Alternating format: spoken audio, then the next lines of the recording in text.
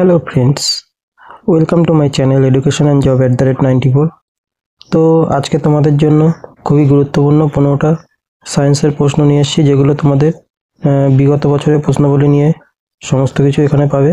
তো এগুলো তোমাদের আগামীতে যে WP constable, SI, WBCS, KP, SI constable এবং ক্লার্কশিপ হবে। তো সেক্ষেত্রে তোমাদের খুবই হেল্পফুল হবে, কারণ বিগত বছরের প্রশ্নগুলো থেকে এগুলো তোলা রয়েছে। তো এগুলো তোমাদের খুবই গুরুত্বপূর্ণ হবে। আর এখন সায়েন্সের উপর জোর দেওয়া হচ্ছে বর্তমান পরীক্ষাগুলো। তো এখানে 10 নম্বরের মতো তোমাদের যে 85 নম্বর বা 100 নম্বর পরীক্ষা হবে, 10 নম্বর মিনিমাম এখান থেকে কোশ্চেন থাকবে। তো তোমাদের সায়েন্স চ্যাপ্টারটা ভালো করে পড়তে হবে। তো এগুলো তোমাদের প্রিভিয়াস ইয়ারে কী কী কোশ্চেন এসেছিলো সমস্ত কিছু এখানে যা আলোচনা করবো সমস্তটাই হচ্ছে প্রিভিয়াস ইয়ারের কোশ্চেন। তো এগুলো খুবই গুরুত্বপূর্ণ হবে তোমাদের জন্য। তো তোমরা এই ক্লাসগুলো দেখতে থাকো এবং এর পিডিএফগুলো আমি টেলিগ্রামে দিয়ে দেবো, সেখানে তোমরা যুক্ত হয়ে যাও। তো আজকের ভিডিওটা শুরু করছি, চলো শুরু করা যাক। তো কোশ্চেন নাম্বার 1-এ কী বলেছে দেখো, যে ভাষণের সূত্রটি কোন বিজ্ঞানী দিয়েছিলেন? তো এই ভাষণের সূত্র এটা দিয়েছিলেন বিজ্ঞানী আর্কিমিডিস, যেটা আর্কিমিডিসের নীতি নামেই পরিচিত। তো এই সম্পর্কে আরও কিছু জেনে নেওয়া যাক। দেখো, ভাষণের সূত্র দিয়েছেন বিজ্ঞানী আর্কিমিডিস। আর্কিমিডিসের নীতি হলো তরলে নিমজ্জিত একটি বস্তুর উপর তরল দ্বারা প্রযুক্ত উচ্ছ্বাস বা ঊর্ধ্বমুখী বলের সূত্র। এই নীতি অনুসারে বস্তুর উচ্ছ্বাসের পরিমাণ বস্তুর দ্বারা স্থানচ্যুত তরলের ওজনের সমান। তারপরে আর কি বলেছে দেখো, আর্কিমিডিস কে ছিলেন? এটাও অনেক সময় আসে যে তিনি একজন প্রাচীন গ্রিক গণিতবিদ, পদার্থবিদ, প্রকৌশলী, জ্যোতির্বিদ ও দার্শনিক। তিনি সিরাকিউসের একজন বাসিন্দা ছিলেন এবং তার জন্ম আনুমানিক 287 খ্রিস্টপূর্বাব্দে, এবং তিনি ছিলেন প্রাচীন গ্রিক সভ্যতার একজন প্রভাবশালী ব্যক্তি এবং তার কাজের জন্য তিনি আজও বিখ্যাত। এই প্রশ্নটা অনেক পরীক্ষায় এসেছে যে আর্কিমিডিসের সূত্রটি ফ্লুইড মেকানিক্স একটি গুরুত্বপূর্ণ নীতি। এই যে ফ্লুইড মেকানিক্সের এইটা পরীক্ষায় দিয়ে দেয় অনেক সময়, তো এটা মনে রাখবে তোমরা। এটি বিভিন্ন ক্ষেত্রে ব্যবহার করা হয়, যেমন জাহাজ, সাবমেরিন ও অন্যান্য তরলে ভাসমান বস্তুর ডিজাইন ও কার্যকারিতা নির্ধারণ করতে আর্কিমিডিসের এই ফ্লুইড মেকানিক্স নীতিটা এখনও খুবই গুরুত্বপূর্ণ। তারপরে নেক্সট কোশ্চেন দেখো কি বলা হয়েছে, রাডার। আমরা যে আকাশে রাডার দেখতে পাই, সেই রাডারের আবিষ্কর্তাকে? তো রাডারের আবিষ্কর্তা হচ্ছে বিজ্ঞানী ওয়াটসন। তো চলো ওয়াটসন সম্পর্কে কিছু জেনে নেওয়া যাক। তো রাডার আবিষ্কারের ক্ষেত্রে অনেক ব্যক্তির অবদান রয়েছে। প্রথমত যেটা হাইনরিশ হার্টস 1886 সালে দেখান যে রেডিও তরঙ্গ কঠিন বস্তু থেকে প্রতিফলিত হতে পারে। এরপর ক্রিস্টিয়ান হুলসমেয়ার 1904 সালে প্রথম রেডিও ভিত্তিক ডিভাইস তৈরি করেন, যা জাহাজের উপস্থিতি দূর থেকে শনাক্ত করত। তো এখানে দুটো কোশ্চেন হয়ে গেল আরও। তবে আমাদের যে পরীক্ষায় যেটা আসে, আধুনিক রাডার প্রযুক্তি বিকাশে গুরুত্বপূর্ণ ছিল রবার্ট ওয়াটসন, যেটা এই প্রশ্নের উত্তর। তো গুরুত্বপূর্ণ ভূমিকা রয়েছে। আর যদি বাকি এগুলো আসে যে এদের অবদান অনস্বীকার্য, 1886 সালে রাডার আবিষ্কারের ক্ষেত্রে হাইন্স হার্টস এর অবদান অনস্বীকার্য। এরপরে নেক্সট কোশ্চেন নাম্বার 3। এই প্রশ্নটা প্রচুর পরীক্ষায় এসছে, রেল, এসএসসি, কেপি সমস্ত পরীক্ষায়। যে দন্ত চিকিৎসা অর্থাৎ দাঁতের যে চিকিৎসা, তাতে কি দর্পণ ব্যবহার করা হয় বা লেন্স? তো এক্ষেত্রে সঠিক উত্তরটা হচ্ছে অবতল দর্পণ। তো অবতল দর্পণটা কীরকম হয়, যেটাকে আমরা ইংরেজিতে কনকেভ মিরর নামে চিনি। তো এটা এক ধরনের আয়না, যেটা দাঁতের একটি বৃহৎ ও স্পষ্ট ছবি তৈরি করে। অর্থাৎ কনকেভ মিরর অবতল আয়না, যার তোমরা পড়েছ। তো সেখানে ছোট জিনিসকে বড় করে দেওয়া এবং স্পষ্ট দেখা যায়, সেক্ষেত্রে সেই জন্য এটি চিকিৎসকরা দাঁত পরীক্ষার জন্য ব্যবহার করে থাকে। তার কি বলেছে দেখো, অবতল আয়নাগুলো আলো সংগ্রহ করে এবং এটিকে ফোকাসে একত্রিত করে, ফলে দাঁতের একটি বিবর্ধিত চিত্র দেখা যায়। এরপরে চলো নেক্সট কোশ্চেন নাম্বার 4। পাউরুটি ফোলানোর জন্য ব্যবহৃত গ্যাসটি হলো কোন গ্যাস? এটা অনেকেই জানো। পাউরুটি ফোলানোর জন্য ব্যবহার করা হয় কার্বন ডাই অক্সাইড গ্যাস। পাউরুটি ফোলানোর জন্য প্রধানত কার্বন ডাই অক্সাইড গ্যাস ব্যবহার করা হয়, এবং এই গ্যাস ময়দার মধ্যে আটকে যায় এবং ফুলে ওঠার কারণ। এই জন্যই আমরা যে রুটিগুলো খাই, সেগুলো দেখো যে ফোলা থাকে, কারণ ওর মধ্যে কার্বন ডাই অক্সাইড গ্যাস থাকে। তো এতে ইস্ট নামক ছত্রাক শর্করাকে গাজন করে কার্বন ডাই অক্সাইড তৈরি করে। তো এখানে আরেকটা প্রশ্ন হচ্ছে, কোন ছত্রাক ব্যবহৃত হয়? তো ইস্ট নামক ছত্রাক ব্যবহৃত হয়, এবং এটি পাউরুটিকে নরম আর ছিদ্রযুক্ত করে। এরপরে নেক্সট কোশ্চেন, লেন্স পরিমাপের একক কি? তো এটা বহুত পরীক্ষা রেলের গ্রুপ ডিতে বহুতবার এসছে। তো লেন্স পরিমাপের একক হচ্ছে ডায়োপ্টার। তো ডায়োপ্টার কি করে, যা হলো একটি একক যা ডায়োপ্টার লেন্সের, এটি লেন্সের আলোর ক্ষমতা ও বিবর্ধনের একক। এটাও পরীক্ষা আসবে যে লেন্সের আলোর ক্ষমতা বা বিবর্ধনের একক কি, তো এটাও ডায়োপ্টার হয়ে যাবে। তো এটি ফোকাস দূরত্ব অর্থাৎ এফ দ্বারা চিহ্নিত করা হয় বিপরীতে, এবং অর্থাৎ 1/f মিটার ইনভার্স।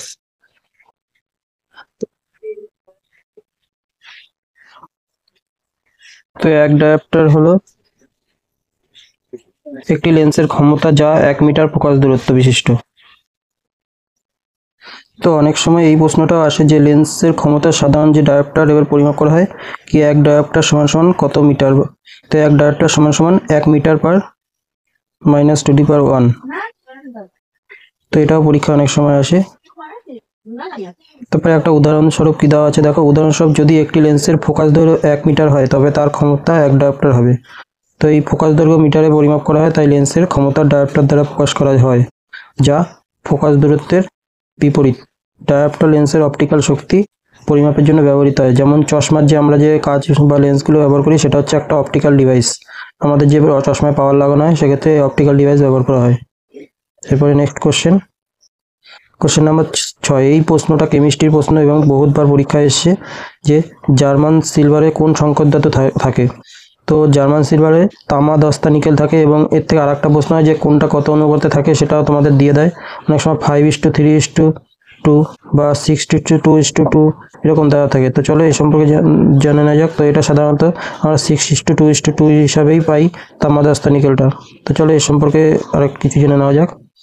তো আমাদের যে জার্মান সিলভার যে রয়েছে মূলত তামা, দস্তা ও নিকেল ধাতুর থাকে, এবং এর মধ্যে তামার পরিমাণ 60% এবং দস্তার পরিমাণ 20% এবং নিকেলের পরিমাণ 20% থাকে। এছাড়াও কিছু কিছু ক্ষেত্রে এতে সামান্য পরিমাণে টিন, সীসা থাকে। তাই অনেক ক্ষেত্রে এটাকে আবার 5:2:2 হিসাবেও রাখে, কারণ বাকি 1% যেখানে তোমাদের টিন বা সীসা থাকে সেটা 1% হিসাবে থাকে, সেই জন্য এটাকে 5:2:2 হিসাবেও অনেক সময় থাকতে পারে। তো অপশানে তোমাদের যে কোনো একটাই থাকবে, হয় 6:2:2 থাকবে, অথবা এটা না থাকলে 5:2:2 থাকবে। তো এর মধ্যে যে কোনো একটা থাকবে পরীক্ষায়। তাই যেটাই যদি এইটা অপশানে থাকে তাহলে এইটা ঠিক করতে হবে, যদি এইটা অপশানে থাকে এটা ঠিক করতে হবে। আরও কি বলা হয়েছে দেখো, এটি নিকেল সিলভার নামেও ডাকা হয় কারণ এটি রূপালি সাদা রঙের হয়ে থাকে। কিন্তু আসল কথা যে এর মধ্যে কিন্তু কোনো রূপও থাকে না, তাও এটাকে রূপালি সাদা রঙের হয়ে থাকে। এরপরে নেক্সট কোশ্চেন নাম্বার 7 যেটা বলেছে মানুষের শরীরের দীর্ঘতম স্নায়ুকোষ কোনটি। তো মানুষের শরীরের দীর্ঘতম কোষ হচ্ছে স্নায়ুকোষ বা নিউরন, যেটাকে আমরা বলে থাকি। তো এটা হচ্ছে মানুষের দীর্ঘতম স্নায়ুকোষ বা নিউরন যেটা বলা হয়ে থাকে। তো এর কাজ কি, এই কোষগুলো সারা শরীর জুড়ে সংকেত পরিবহন করে এবং কিছু স্নায়ুকোষ 1 থেকে 1.5 মিটার পর্যন্ত লম্বা হতে পারে।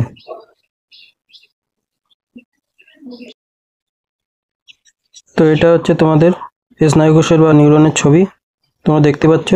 তো স্নায়ুকোষের কি কি অংশ থাকে, অংশগুলোকে তোমাদের বলা হয় ডেনড্রাইট।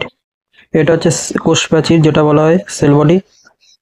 আর এটা মাঝখানে যে অংশটা রয়েছে এটা হচ্ছে নিউক্লিয়াস।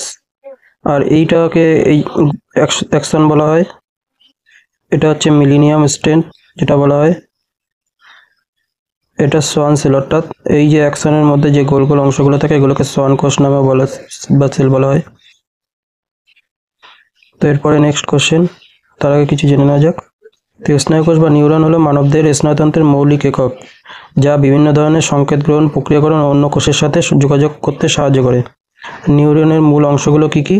3টি মূল অংশ রয়েছে কি কি? কোষদেহ বা কোষদেহ, ডেনড্রাইট এবং অ্যাক্সন। এরপরে নেক্সট কোশ্চেন কি বলা হয়েছে, কোশ্চেন নাম্বার 8।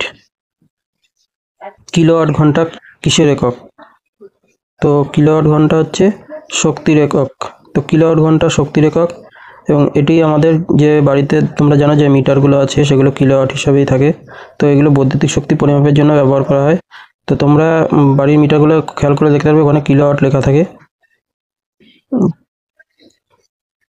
অন্যভাবে বললে কি বলা যায়, কিলোওয়াট ঘন্টা হলো ক্ষমতার একটি ডিভাইস যন্ত্র যা 1 ঘন্টা সময় ধরে কোনো কাজ করার পরে যে পরিমাণ শক্তি উৎপন্ন হয় সেটারই একক হচ্ছে কিলোওয়াট ঘন্টা একক।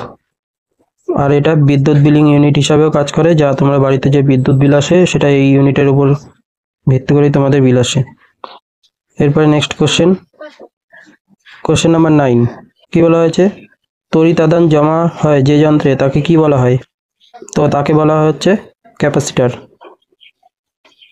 নেক্সট কোশ্চেন, নিউটনের আবিষ্কর্তাকে, এটা বহু পরীক্ষা এসছে ভিভিআই কোশ্চেন যেটা, তো এটা নিউটনের আবিষ্কর্তা হচ্ছে স্যাডউইক।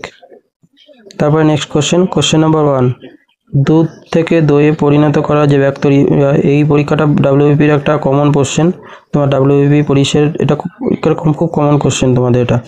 তো দুধ থেকে দই পরিণত যে ব্যাকটেরিয়াটা সেটা হলো ল্যাক্টোব্যাসিলিয়াস, আর এটা একটা উপকারী ব্যাকটেরিয়া। এরপরে নেক্সট কোশ্চেন নাম্বার 12 কি বলা হয়েছে, পেশীয় যকৃতের মধ্যে সঞ্চিত রূপটি হলো, তো পেশীয় যকৃতে যে শক্তি সঞ্চিত থাকে সেটা গ্লাইকোজেন রূপে সঞ্চিত থাকে, এটা বহুবার পরীক্ষা এসছে। তারপরে নেক্সট কোশ্চেন নাম্বার 13, যে কোষের আত্মঘাতী থলি বা সুইসাইড ব্যাগ কাকে বলা হয়? তো এটা কমন প্রশ্ন এবং সহজ প্রশ্ন, যেটা হলো লাইসোজোমকে সুইসাইড ব্যাগ বা আত্মঘাতী থলি বলা হয়। তো এটা হচ্ছে একটা নিউক্লিয়াস উদাহরণ, তো এর মধ্যে কোষের উদাহরণ একটা। তো এখানে তোমাদের লাইসোজোম কোনটা বলা হচ্ছে, তো এই যে গোল গোল অংশগুলো তোমরা দেখতে পাচ্ছ এগুলো হচ্ছে তোমার লাইসোজোম নামে পরিচিত বা সুইসাইড ব্যাগ। এরপরে কি বলা হয়েছে দেখো, কোষের সম্পর্কে আরো কিছু জেনে নেওয়া যাক। কোষের আত্মঘাতী থলি নামে পরিচিত লাইসোজোম, যে এটি হলো কোষীয় অঙ্গাণু যা বিভিন্ন হজমকারী উৎসেচক বা এনজাইমস ধারণ করে। এই উৎসেচকগুলি কোষের পুরনো ক্ষতিগ্রস্ত অঙ্গাণু, কোষের আভ্যন্তরীণ আবর্জনা, এমনকি বাইরের জীবাণু ব্যাকটেরিয়াকেও হজম করতে পারে। বাইরের জীবাণু ব্যাকটেরিয়া হজম করতে পারে, এই কারণে একে আত্মঘাতী থলি বলে বা সুইসাইড ব্যাগও বলা হয়। এরপরে নেক্সট কোশ্চেন, এটা কোষের শক্তিকর বা শ্বসনের সহায়কারী কোষাঙ্গাণু কি বলে? মাইটোকন্ড্রিয়াকে। কোষের শক্তিকর, উদ্ভিদ কোষের শক্তিকর যা বলা হয়, আবার শ্বসনের সহায়কারী কোষাঙ্গাণু হিসেবেও পরিচিত হচ্ছে কি মাইটোকন্ড্রিয়া। তারপরে আজকে লাস্ট কোশ্চেন এবং শেষ কোশ্চেন, প্রোটিন সংশ্লেষে সাহায্যকারী কোষাঙ্গাণুর নাম কি? তো প্রোটিন সংশ্লেষে সাহায্যকারী কোষাঙ্গাণু হচ্ছে রাইবোজোম। তো প্রোটিন সংশ্লেষে সাহায্যকারী রাইবোজোম কোষীয় অঙ্গাণু, এটি কোষের প্রোটিন ফ্যাক্টরিও বলা হয়, এটাও পরীক্ষায় এরকমভাবে আসে, প্রোটিন ফ্যাক্টরি কাকে বলা হয়, এটা কোষের প্রোটিন ফ্যাক্টরি হিসাবেও পরিচিত। তো প্রোটিন সংশ্লেষণ হলো অ্যামিনো অ্যাসিড থেকে প্রোটিন তৈরি করার প্রক্রিয়া, যা রাইবোজোমের মাধ্যমে ঘটে। তো এই রাইবোজোম এমআরএনএ ও টিআরএনএ এর সাথে মিলিত হয়ে প্রোটিন তৈরি করে, রাইবোজোম প্রোটিন। তো আজকের ভিডিও এইটুকুই ছিল এবং এখানে ইম্পর্টেন্ট কোশ্চেনগুলো কিছু আলোচনা করা হলো। তো এরকম ইম্পর্টেন্ট প্রিভিয়াস ইয়ারের কোশ্চেনগুলো আমি ভিডিওগুলো আলোচনা করব। তো তোমাদের এই ভিডিওগুলো ভালো লাগলে লাইক শেয়ার সাবস্ক্রাইব করে দিও এবং তোমরা বেল বাটনটি অন করে রেখো, যাতে আমি যখনই ভিডিওগুলো দিই তোমরা সঙ্গে সঙ্গে আপডেট পেয়ে যাও। তো এগুলো নেক্সট যে পরীক্ষাগুলো আছে সেখানে খুবই গুরুত্বপূর্ণ হবে। তো আজকের ভিডিও এইটুকু, থ্যাংক ইউ।